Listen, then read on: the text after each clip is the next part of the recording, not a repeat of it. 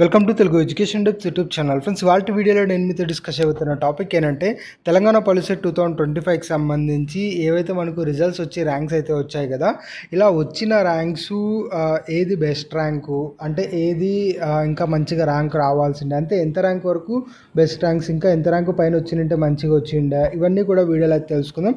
దాంతోపాటు సీట్స్ అనేవి ఏవైతే ఉన్నాయో ఇవి అందరికీ కూడా రావు, దాని ఉన్న లాజిక్ ఏంటి, అలా రాకోకుండా ఉంటాయి కదా, అయినప్పటికీ మనం సీట్స్ తెచ్చుకోవాలి అంటే ఏం చేయాలి అన్నది వీడియోలో అయితే క్లియర్గా అయితే తెలుసుకుందాం. సో వీడియో అనేది ఇంట్రెస్టింగ్గా యూస్ఫుల్గా ఉంటుంది, పూర్తిగా చూడడానికి అయితే ట్రై చేయండి. ఇక టాపిక్ అయితే స్టార్ట్ చేసే ముందు నా చిన్న రిక్వెస్ట్ ఏంటంటే ఇప్పటివరకు మన తెలుగు ఎడ్యుకేషన్ డెప్స్ యూట్యూబ్ ఛానల్ని మీరు ఎవరైనా సబ్స్క్రైబ్ చేయకుండా చూస్తున్నట్టే మీకు యూస్ఫుల్ అయ్యే ఇలాంటి ఎన్నో వీడియోస్ కోసం అయితే సబ్స్క్రైబ్ చేసుకోండి.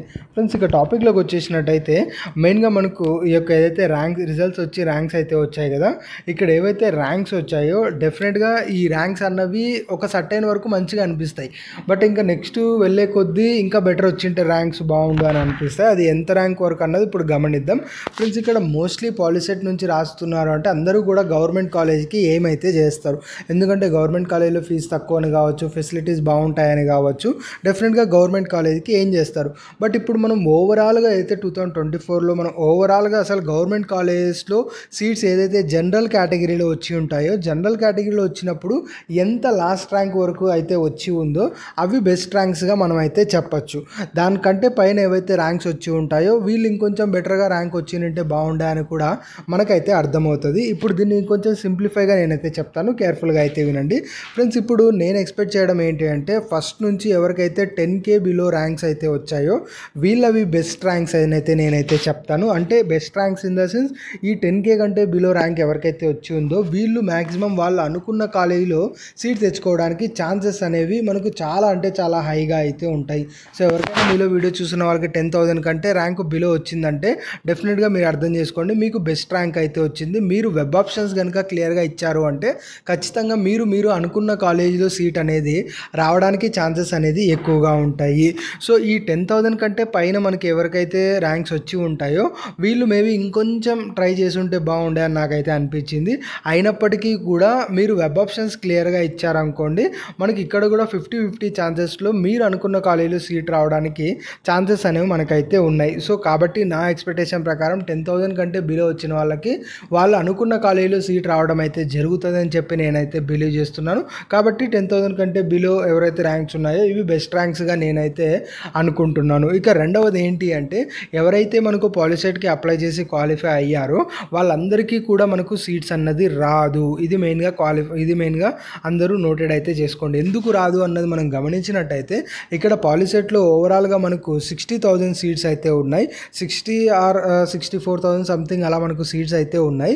ఇలా 60,000 సీట్స్ ఉన్నప్పుడు క్వాలిఫైయింగ్ కనుక మీరు చూసుకున్నట్టయితే నాకు తెలిసినంత వరకు మనకు 80,000 వరకు క్వాలిఫై అయితే అయ్యారు. మనకు ఓవరాల్గా ఎగ్జామ్ అటెంప్ట్ చేసింది 1 lakh వరకు అటెంప్ట్ అయితే చేశారు. అట్లీస్ట్ 20K మనం తీసేసినా కూడా ఒక 80K వరకు మనకు యొక్క క్వాలిఫై అయితే అయ్యారు.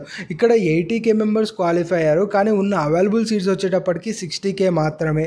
మరి అలాంటప్పుడు ఇంకా 20K మెంబర్స్కి సీట్స్ అనేవి రావు కదా.